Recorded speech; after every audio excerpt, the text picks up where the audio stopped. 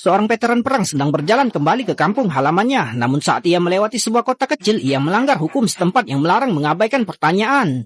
Dua petugas berseragam menghentikannya dan meminta identitasnya. Saat seorang petugas menggeledah tasnya, ia tampak menyadari sesuatu yang tersembunyi di jaket kulitnya. Pria itu tiba-tiba mengangkat jaketnya, memperlihatkan sebuah pisau.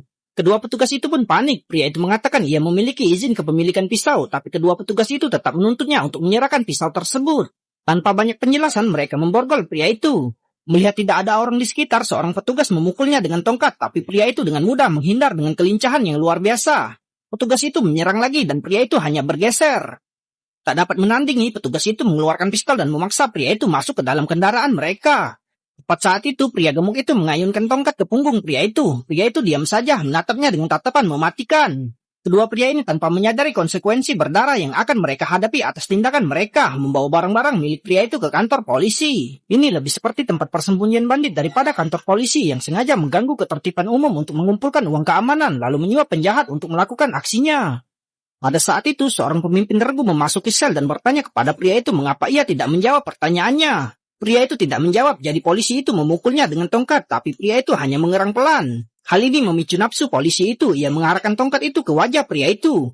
Pria itu tidak terpengaruh, tongkat itu menghujani pria itu tanpa henti. Polisi itu kemudian mengeluarkan pistol strum, pria itu tak tahan lagi, ia menyerang polisi itu lalu menendang tongkat itu dengan kuat. Tepat saat polisi itu hendak mengamuk, ia dihentikan oleh rekan yang datang. Mereka dipanggil ke kantor wakil kepala polisi. Melihat kukri yang tajam, wakil kepala polisi yang tak tahu apa-apa bertanya mengapa ia membawa pisau seperti itu ke kota kecil mereka. Saat itu juga sang kepala polisi dengan perut buncitnya masuk ke kantor. Di seluruh kantor polisi hanya kepala polisi yang berotak. Ia bertanya-tanya memerintahkan borgol pria itu dilepas lalu memeriksa identitasnya. Pria itu adalah seorang mayor di pasukan khusus. Mendengar nama itu, para sersan muda gemetar. Menyesali tindakannya sebelumnya, sang kepala polisi segera memerintahkan anak buahnya untuk mengembalikan semua barang tersebut. Tindakan menjengkelkan ini hampir menyebabkan kehancuran total kantor polisi.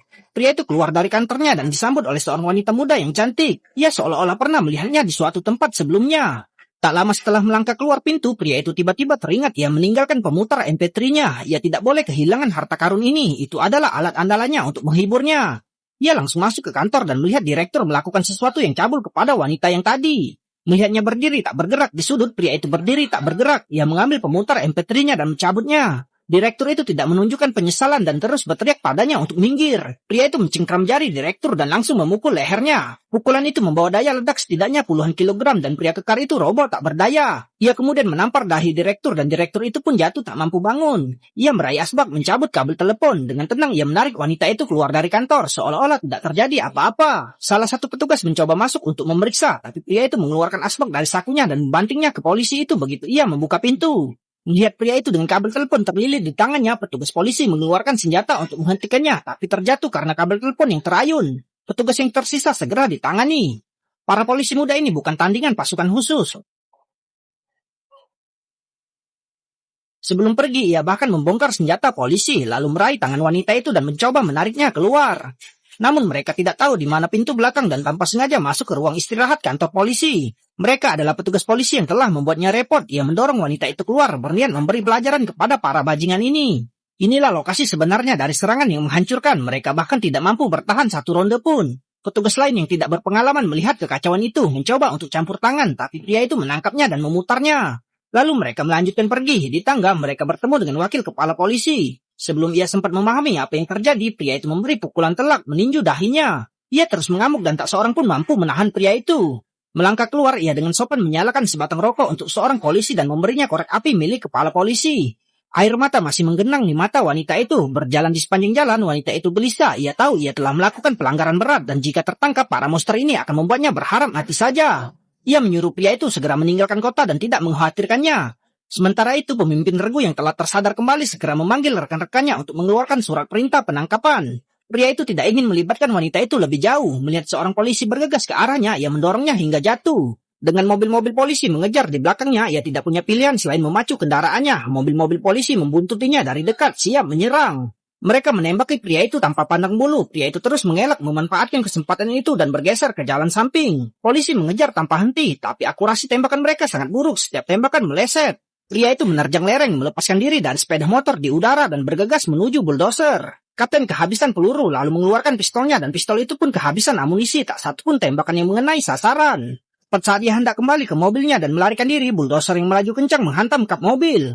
Pria itu menggerakkan sekop untuk menahan mobil. Pemimpin regu memerintahkan pengemudi untuk segera mundur, tapi sebuah truk tiba-tiba muncul dari belakang. Setelah memeriksa tempat kejadian, sang kepala polisi merasa ngeri orang macam apa yang telah ia provokasi. Saat itu sebuah pesan datang dari bawahannya. Pria ini adalah anggota pasukan khusus, telah berpartisipasi dalam beberapa operasi rahasia, telah 2 kali menerima penghargaan atas pengabdiannya kepada negara dan juga telah meraih beberapa medali atas keberaniannya. Sementara itu pria itu berlari mendaki gunung. Ia tahu bahwa setelah memprovokasi para preman ini, mereka tidak akan pernah melepaskannya. Karena mereka ingin bermain, ia akan bermain sampai akhir. Pertama, ia menemukan sekotak korek api, kabel-kabel bekas, paku-paku berserakan dan beberapa batang kayu. Sementara polisi masih mengeluh karena harus berkemah di luar untuk mencari penjahat di tengah hutan, mereka tidak tahu bahwa pria itu sudah membuat senjatanya sendiri, melilitkan paku-paku dengan kabel di sekitar bagian bawah batang kayu.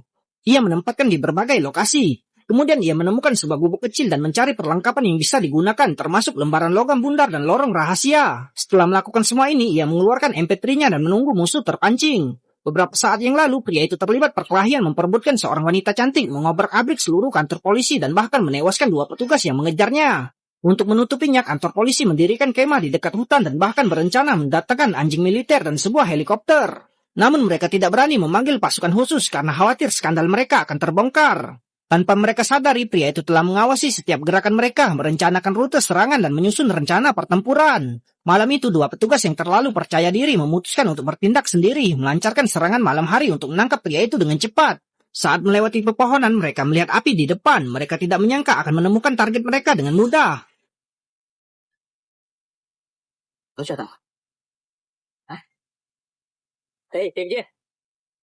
Petugas polisi yang tak kenal takut bergegas masuk, tapi kepalanya langsung dipukul dengan papan kayu. Rekan satu tim bergegas untuk memeriksa, tapi ditendang. Salah satu dari mereka mencoba melawan, tapi dijatuhkan dengan tongkat. Pria itu tidak membunuh mereka, sebaliknya ia mengumpulkan mereka di sekitar api unggun dan menyuruh mereka memborgol diri mereka sendiri. Pria itu berkata untuk tidak mencarinya lagi, jika tidak mereka akan merasakan akibatnya. Keesokan paginya, sang kepala polisi mendapati para penjaga hilang. Tanpa ragu, ia memerintahkan semua orang untuk keluar. Mereka melihat sekelompok orang mengepung kabin. Setelah membuka pintu, mereka mendapati orang-orang mereka sendiri duduk di dalam babak belur. Pria botak itu mengatakan bahwa ia telah hampir menangkap pria itu, tapi ia telah jatuh ke dalam perangkap. Ia kemudian berbisik di telinga sang kapten bahwa ia tidak perlu mencarinya lagi karena itu sia-sia. Kepala polisi menampar wajahnya dengan keras. Untuk menemukan pria itu secepat mungkin, kepala polisi memerintahkan semua orang untuk memperluas area pencarian. Pria itu dengan lincah melintasi hutan, sementara para petugas polisi kesulitan bergerak. Tiba-tiba 2 petugas polisi masuk ke perangkap hewan satu persatu. Pria itu segera mengambil trisula yang telah disiapkan dan menembak mereka dengan akurat, lalu dengan cepat berpindah ke posisi lain. 3 petugas jatuh bahkan sebelum pencarian dimulai. Para petugas polisi sudah menyadari betapa berbahayanya pria itu, seolah-olah sesosok itu ada di mana-mana. Saat mereka berbicara, pria itu muncul entah dari mana melepaskan tembakan lagi.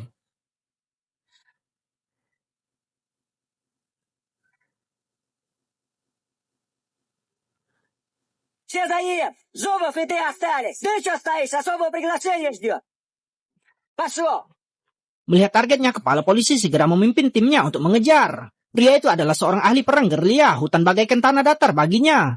Ia dengan cepat menghilang dari pandangan mereka. Setelah berputar-putar, pria itu kembali dengan cepat dan dengan tegas menghabisi para petugas terluka yang tertinggal. Mendengar keributan itu, rekan satu tim pergi untuk menyelidiki, tapi senjata mereka dilucuti oleh pria itu yang menodongkan parang ke lehernya, memerintahkan mereka untuk membawa yang terluka ke kendaraan dan tidak kembali. Jelas pria itu tidak berniat membunuh mereka, sementara kepala polisi memimpin timnya ke jembatan kayu. Wakil kepala polisi menegur kepala polisi karena tidak memanggil pasukan khusus dan tidak menghargai nyawa mereka. Jembatan yang terbuat dari 2 batang pohon bergoyang tak beraturan dan sedikit saja salah langkah dapat membuat mereka jatuh ke sungai.